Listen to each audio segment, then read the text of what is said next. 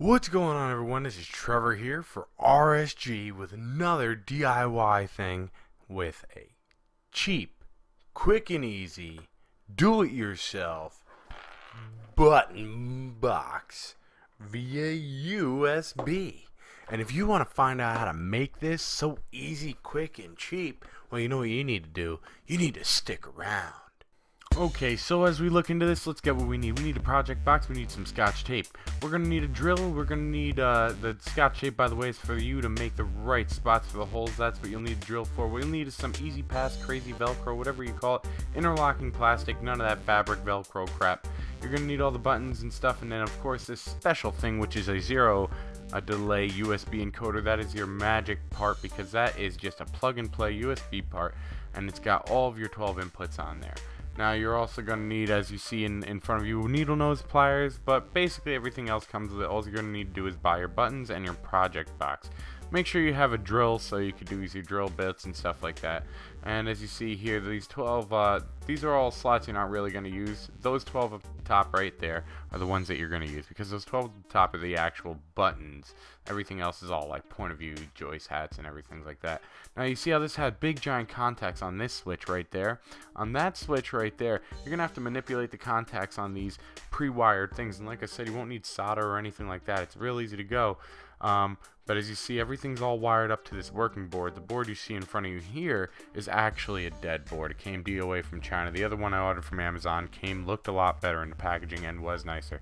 Now, as far as putting on all these buttons and stuff, what you're going to want to do with all these buttons is actually manipulate these little wire ends, and you'll see me do that shortly. Now, the reason you'll need the stapler is so you can staple these onto the area, because you don't really want to take it all up with the size of a screw head, so do it with staples. Now, as you see, like I said, you have to manipulate it. So if you don't need a soldering iron, but you will need to take like the wires, and you'll see the rolled edges, right? You're on the bigger ones, you're gonna want to unroll the edges and make it fit over the contact points. On the smaller ones, you're just gonna want to do like I'm gonna show you shortly with the needle nose pliers, and just squeeze the two rolled edges together. At least this is what I found to work, and I found that you needed no wire contact material at all, in the sense of solder or electrical tape, like liquid electrical tape as they call it,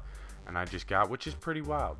But you'll just be able to plug this all in and then plug it right into the board.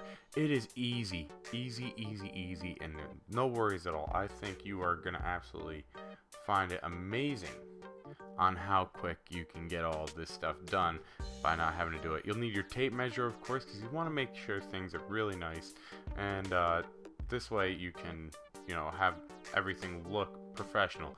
Now, this part I'm pulling out here is the USB input. It's the only spot that is the right same size for the USB input. So now we're going into it. We've told you everything you needed. You need screwdriver, of course. I forgot to say you needed a screwdriver. But as we look here, you need to, of course, have your drill and your drill bits. Now, find the right drill bits for the size switches and buttons that you have. This way you can make the right holes for it. So now, when you're doing this, don't put your hand behind it. It might be an easy box to do that with, but no, put it down on the table. Don't hold it like that. See, just don't hold it like that. Put it down on the table. If you destroy the table, big deal. I suggest get a block of wood, because this is just thin plastic, very malleable. It's really easy. You can cut it with like scissors. It's really easy to cut this plastic, which I love the fact, because it really made it easier to do parts of this project. So as you're gonna do this, you're gonna find that it is going to start shredding up a lot of the plastic, and it's, as you see there, and it's gonna kind of get a little bound up, and eventually what you'll see happen is the lid is going to pop off, which is no big deal. That's why you just pay attention to what you're doing. The lid's gonna pop off just like that. What you do, hold the lid there real firm, and just hold the drill bit, both of them kind of firm, and make it so the drill bit will just spin in there, make it a little easier for you to clean up. Then when it comes to the actual cleanup part, as you see all this stuff around the crap around the top, you can peel it off with your fingers to start, and then get like a blade, scissors, or anything, and just start lightly running it around there, like you know, mixing like a mixer kind of. It's you'll see it comes off fairly easy, especially when you like run around something with like a little bit of a blade to it. But that'll be how you're gonna actually get your switches fit into this and work it. Now, as we see here, I'm coming back and we're going to do a scissorectomy. I know I'm a little off screen here, but you want to open up these holes because the actual button may not fit, so you're going to want to check the buttons after you've made all your holes, and the buttons may not fit, so make sure that it does, and if not, scissorectomy it. You're going to stuff the scissors in there, and as the scissors have a little bevel going on to them, you'll be able to actually make the holes bigger at an easier pace for you, than sitting there with the drill bit a million times trying to make it wider. Your scissors are going to be the easiest way, as I've found so far. So I think it is now time to wire this thing up, and we're going to show you how we do this right now, as we start putting all the stuff in the board. Now here on this switch, that little notch is to fit right in there, so I know that down is off and up, up is on, so you know which way it goes in, as you see right there. This is how it goes in, and I think now it is time to actually build this thing. So let's speed it on up and show you how all the rest of the stuff is gonna go in.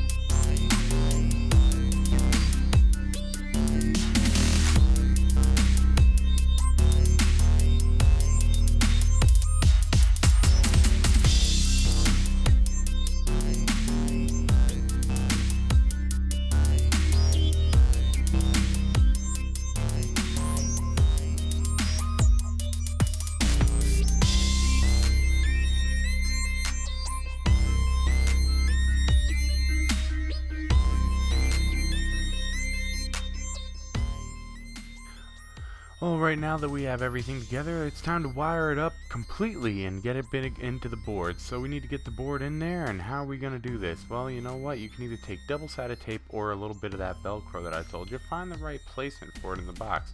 So now as you look around the box, you're like, well, where can it really go now? You can't really run with the wire the way it is.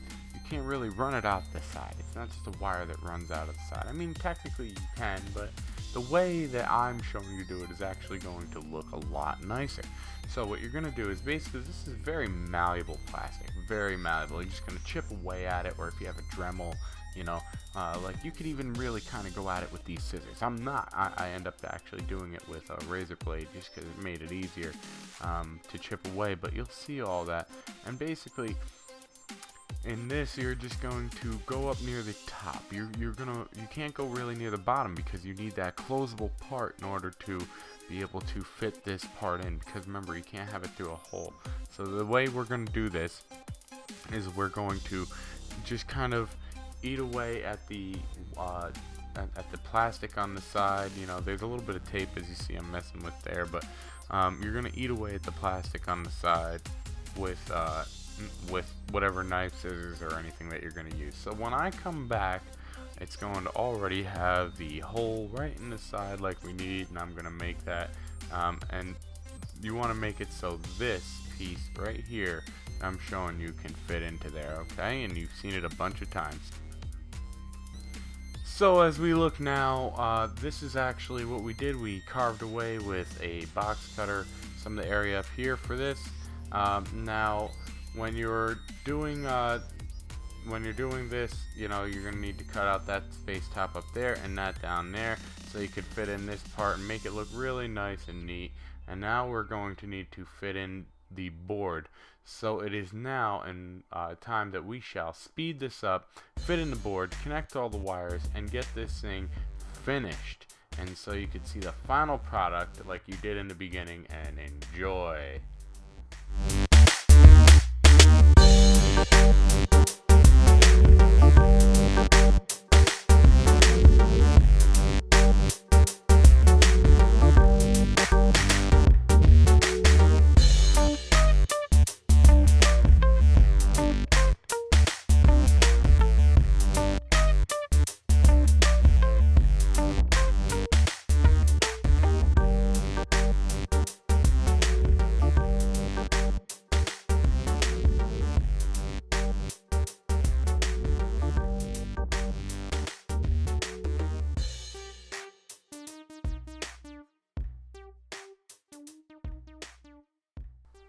Okay, now when we go to wire it up, I just want to let you know that it doesn't matter really which way the wires go in unless you really feel like it matters to you, because a button is a button and whatever it presses, it presses. So just start plugging them in, and that's what you do, and that's how you do it.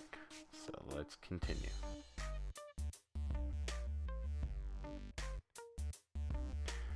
Now, as you're done wiring it all, I just want to point out that make sure you separate on all the switches, all the contacts apart. I kind of didn't do that, and I had some issues. Just make sure they're kind of away from each other, and so this way you're not pressing a button constantly. It'll make it easier on you.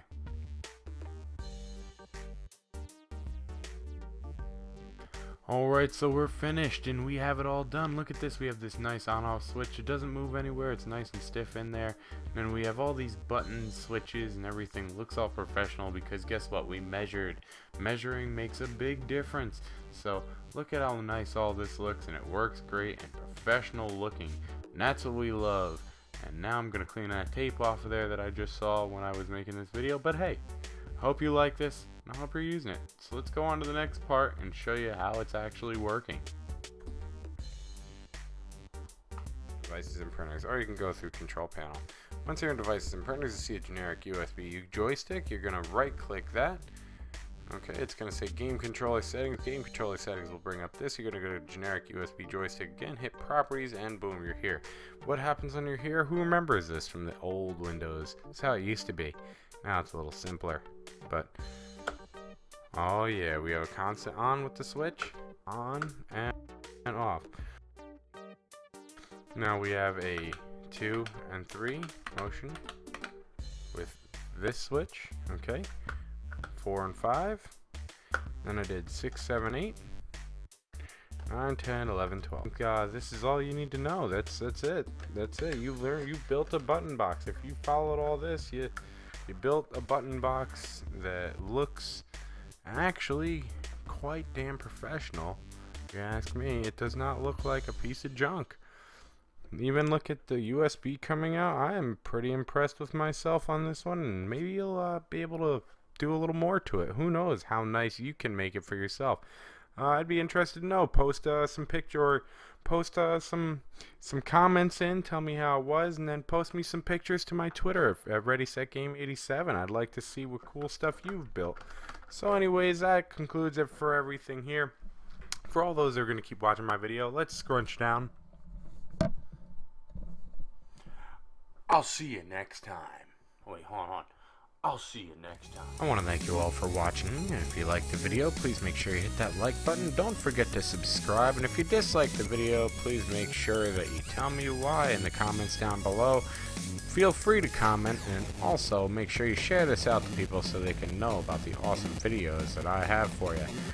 Don't forget to follow me on Twitter at ReadySetGame87, and you can also watch me live at twitch.tv and hitbox.tv/ReadySetGame87. Thank you all for watching, and I hope you all enjoyed the video, and I'll see you next time.